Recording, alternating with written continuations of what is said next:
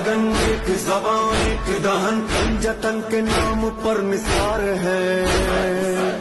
अरे बरखुदा रुको एक मिनट, ये तुम भागे कहाँ जा रहे हो? अरे अब्बा तुम्हें सुनाई नहीं दे रहा? बाहर शिया सुन्नी भाई भाई का एहतजाज हो रहा है और मैं उसे एहतजाज में शामिल होने जा रहा हूँ ताकि शिया सुन्नी तफरकाबाजी हमेशा हमेशा के लिए खत्म हो जाए। तुमसे किसने कहा कि तुम एहतजाज में शामिल हो? और सुन्नी और शिया कभी भाई भाई नहीं बन सकते। क्या मतलब बाबा? एक मुसलमान दूसरे मुसलमान का भाई है तो क्या हम शिया और सुन्नी एक दूसरे के भाई नहीं हो सकते?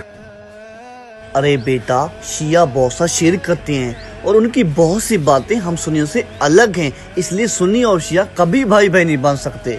अब्बा जहाँ तक मुझे इल्म पड़ता है कि वो भी हमारी तरह एक अल्लाह को मानते हैं, अल्लाह के बाद रसूल अल्लाह को मानते हैं और रसूल अल्लाह के बाद आखिरी किताब कुरान मजीद को मानते हैं। हम दोनों भाई भाई हुए ना।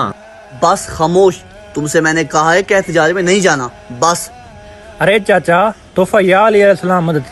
अरे चाचा, आप अपनी आने वाली नस्लों में हम शियों के खिलाफ नफरत का बीज क्यों बो रहे हैं? क्यों आप अपनी आने वाली नस्लों को तबाह कर रहे हैं? ये सही तो कह रहा है। और चाचा, अंग्रेज तो यही चाहता है कि हम फिरकों में उलझे रहें और मुत्तहिद ना हों, क्योंकि अगर हम मुत्तहिद हो गए तो उनकी सलामती के लिए खतरा है। और चाचा, अगर हम अलीउन वलीउल्लाह पढ़ने वालों के दिल से पूछो तो हम कहते हैं सुन्नी भाई हमारी जान है, जबकि चाचा रसूल पाक ने हुम्मे गदीर के मकाम पर भरे असाब में फरमाया, मैं तुम्हारे दरमियान दो गरा कदर चीजें छोड़ के जा रहा हूँ, अगर तुम इसे मजबूती से थामे रखोगे तो तुम कभी गुमराह नहीं होगे।